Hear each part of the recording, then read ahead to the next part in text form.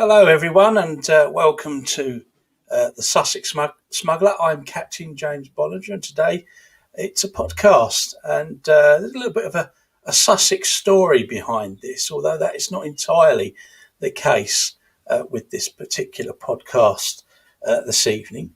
What it is I've got this wonderful book from an old bookshop. It's now an old bookshop because it's now closed. Badger Books in Worthing. I don't know if some of my listeners out there are wary, have knowledge of it, but it was a spectacular, eccentric bookshop, crammed with books of all types of genre, style, everything, comics, everything. It's truly, truly amazing shop with a green front, full of character. Been open for about 40 odd years and forced to close because the landlord passed away and his daughter's not up to managing it. So the shopkeepers, the booksellers themselves, Badger Books, have to move out. And, over the years, I've been getting plenty of books from them. I found this out and thought I'd better get up there and get the last few minute purchases. But over the time, I mean, it's sad that they've gone, a character bookshop like that. They helped produce these programs with the level of research books I've got from Badger Books. So I'm very sad to see them go. And really, I think I'd like to dedicate this podcast to Badger Books in Worthing. And it's this particular book that tickled my fancy. I always wanted to do something on folklore, and I picked out this book. It is an Irish book, but nonetheless, the tales and stories are fabulous.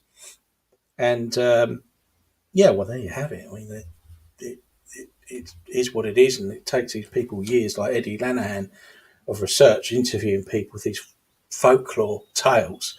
But this book is called Legends from Ireland, Sean O'Sullivan, and I picked out a couple of stories from here.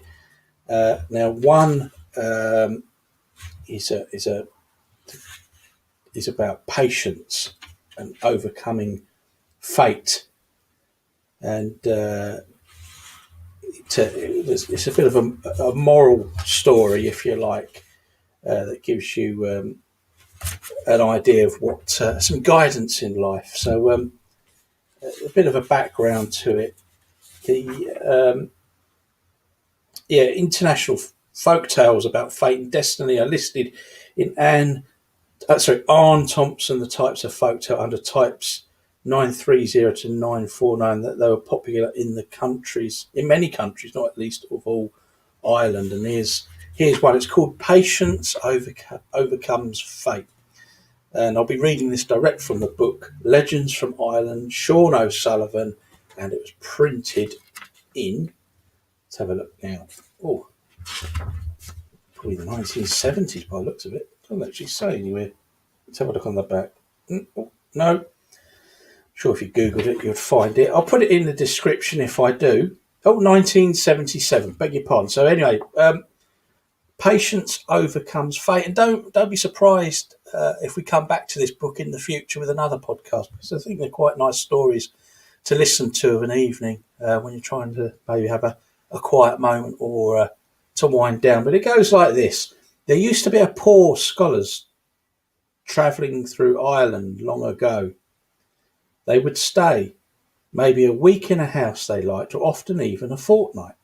But if they didn't like a house, or if it didn't suit them very well as lodgings and for good food, they might spend only one night there. But the story goes that a poor scholar who was going about at that time came to a farmer's house. He used to call there whenever he passed that way and might stay for a week or a fortnight. When he came this time, a baby boy was born there at night after he arrived. While the child was being born, the poor scholar went outside. He was about to read the stars or the moon, whichever it was, and find out what was in store for the child until the day of its death. Quite incredible, really. When he came back into the house, the baby had been born. The poor scholar sat down, wrote a letter, folded it, and gave it to the mother. He told her to cover it with a piece of cloth or leather so that it would stand up to moisture and the writing would never fade until the child would be able to read it. The child grew up until he went to school. The mother had done as the poor scholar had told her. She covered the letter with a piece of leather or cloth and put a strap on it and hung it about the boy's neck. He had also told her that no one should find out what was in the letter or even read it until the child himself would have learned enough to be able to read it and find out what it said. One day, when the boy was returning from school, fairly strong at the age of 10 or 12 years, he was running home in a hurry from a school when this little bundle with a strap rose up from his neck and chest. It was striking against his mouth as he ran, so he took hold of it and tugged at it. It was troubling him, striking him in the mouth and the eyes as he ran. He tore off the covering that was on it and caught sight of the paper and writing. He pulled out the paper, opened it and began to read it. What was written in the letter was that on a certain day and month of the year, fate would kill him. When he reached home, he asked his mother what it was said in the paper that was about his neck as long as he could remember that fate would kill him. Who had written it and what did it mean at all? His mother told him the whole story about the poor scholar and the letter he wrote the night he was born. If that's going to happen, said the mother, may God help us. I don't know what we'll do or how we'll save you. When the father came home, he was told about it. He said that he would build a house for the son with nothing but glass in frames on the outside. Nothing could enter except the woman who would attend him and get his food ready. A year went by and the time came when fate was to kill the young man. He was then 21 years of age. The day came when he was to be killed by fate, according to the letter. He sat on a chair in the little house at a table and was reading a book. He happened to glance out through the glass of the wall and saw a small serpent crawling up along the wooden frame of the glass. When it had reached 3 or 4 feet from the ground, it began to make a hole through the frame towards where he sat. It crawled over towards him, but he didn't move.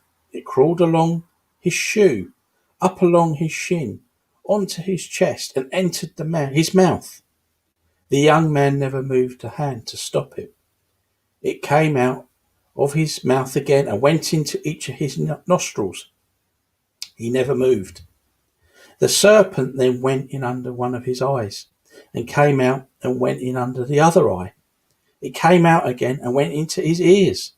During all that time, he made no move to stop the serpent. When it had crawled over and entered every part of his body, and he was making no move to stop it or to drive it away, the serpent went down again to the floor along his clothes. It then stood up and was changed into a man. You are the bravest man in the world, said he. Patience has overcome fate. You have beaten me. I am fate. If you had raised a hand against me in any way while I was crawling over your body, I would have killed you. You are the most patient man in the world today. Therefore, you will have a long life. Fate will never kill you, for your patience has defeated it. An interesting story, I'm sure you agree. And it says at the bottom, it says, this type of legend may have been used in medieval and later times as a moral story used by a preacher during a sermon. Well, there we go. That was quite something, wasn't it? Well, I'll leave that with you for now. And I'm sure we'll return to the book at some point in time. And I do propose to try and get some Sussex folklore as well researched and bring you a reading or two of that. But do enjoy, and I'll see you soon. And by the way, do check out my blog, thesussexsmuggler.co.uk. See you soon. Take care. Enjoy yourselves. Stay safe. Goodbye.